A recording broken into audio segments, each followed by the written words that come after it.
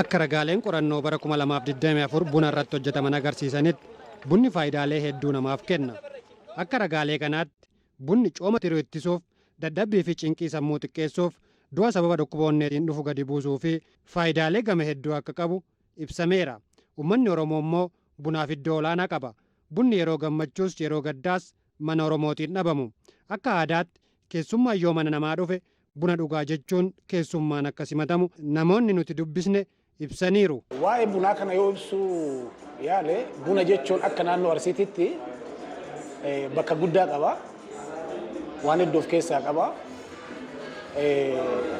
Buna aadaa keenyatti mana tokko dhufanii nagaa gaafatanii keessummaan ulfaataan gaafa nama dhufee naannoo keenyatti yoo nyaatallee nyaachisuu barbaadan, yoo dhuddollee obaasuu barbaadan, yoo hundumaa godhuufii barbaadan buna dhuddaa seenii jedhaniin.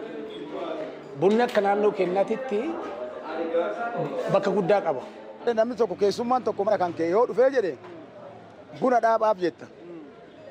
Namni kun yoo ariifatee jiraate yoo hin teenne bunaaf nagaan dhabinaa jedhee maafi bunni kun siin ala kan taane ati abbaa bunaati fayyaa ta'e ulfaadhu akkas jechuun ati ulfaadhu fayyaa ta'e bunaa nagaan dhabinaa jechuun ulfaadhu fayyaa ta'e jechuun yoo man dhunne illee maafi kabajjaa bunaa san irra qabaara kabajjaa bunaa san warra sanii kennaara bunaa nagaan dhabinaa jechuun kabajjaa mana sanii san ulfinna mana sanii san kennaara beektaa kanaafi yoo dhunne illee bunni kabajjaa waan qabuuf kabajjaa kenneefi birin fa'aara. Oromoon gaafa intala fuudhaaf kadhatu buna akka buufatuu fi sirna fuudhaaf heerumaa keessattis bunni iddoo olaanaa qabaachuu dhageenye.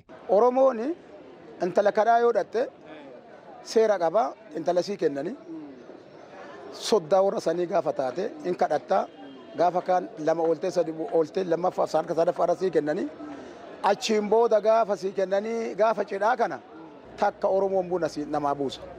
Bunni kuni mana Oromoo seentee bunni kun seera fixeetti. Soddaa bunaati jedhu. Maaf warra kan intalarraa kadhate kana kabajja. Amma akka naannoo keenyaatti gara cidhaallee si darbuu danda'a. Buna buufatee ebalu jedhe inta takka fuudhu barbaade buna buufatee jedhan. Bunni aadaa keessatti illee gabaddoo of keessaa qaba. Bunni akka aadaa Arsiititti illee seera fixeetti jedhama. Gahee guddaa qaba seera xumuraa jechuudha. Gaafa intala takka kadhatee ebalu buna buufateera jedhanii naannoo keenya intala san tuquu hin danda'an. Dhuguufillee dhaabuufillee amma namni gaafa buna hin dhunne ana malaaqana nyaadhee ka'eetti buna dhugaara. Buna kana yoo hin dhunne gammachuu guddaan itti dhagahamu. Gama biraatiin immoo bunni akka aadaa Oromootti seera fixeessaa fi nageenyaafis iddoo olaanaa akka qabu ni ibsama. Bunni nagaa guddaa. Gaafa bunni mana tokko danfee firatu walitti dhufa. Ollatu walitti dhufa. Firri ulfaataa yoo dhufe bunatu danfaafi. Buna danfisaa jedha abbaan qeesanii. Namni tokko yoo dhufee seenuu hin barbaanne yoo jarjaree ariifatee jiraate bunaaf nagaan dhabinaa jedhee qeesanii deema. Nagaaf bunallee bakka tokko fudhatan. Bunnillee nagaa, nagaan illee guddaa, bunnillee nagaa guddaa of keessaa qaba. Bunni gammachuullee, nagaallee, jaalalallee, eebballee hundaa of keessaa qaba.